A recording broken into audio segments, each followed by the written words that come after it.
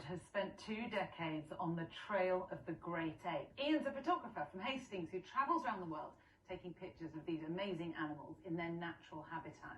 Well, his work regularly appears in national newspapers and the BBC Wildlife magazine, but now a limited edition series has gone on display in his hometown, and eventually they're going to be auctioned to raise funds for conservation projects. But Ian's been chatting to Robin Gibson.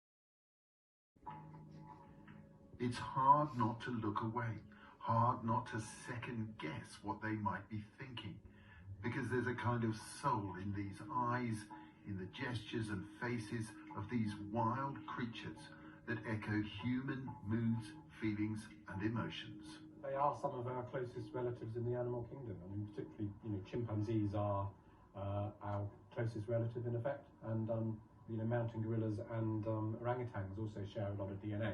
So there is that aspect, but it's also the difference that's really interesting.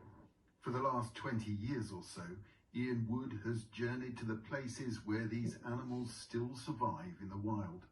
His pictures bring their precarious future to public attention. He's happiest in a jungle or rainforest.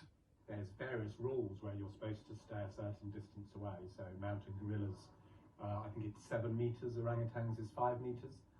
That's not always possible because, particularly with mountain gorillas, if a silverback charges at you, which has happened to me twice now, you are strictly not allowed to move at all. You have to totally hold your ground, which is the exact opposite of what your body and mind is telling you to do. So sometimes it can get pretty close. And what's that like when something, unpredictable happens? Oh, I love it. That makes my job all the more worthwhile, yeah.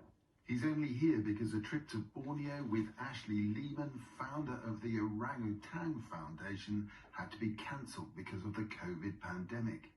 It's one of 3 projects which will benefit from sales of these photos at the Lucy Bell Gallery in St Leonard's.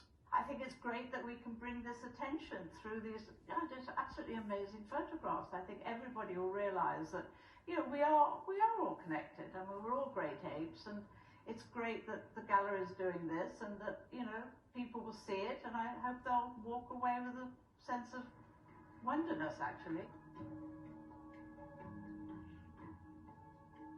The photos will be here until November the 14th. Robin Gibson, BBC South East Today, St Leonard's. Oh, Ian's got a good job. We're going to stay with photography because a 17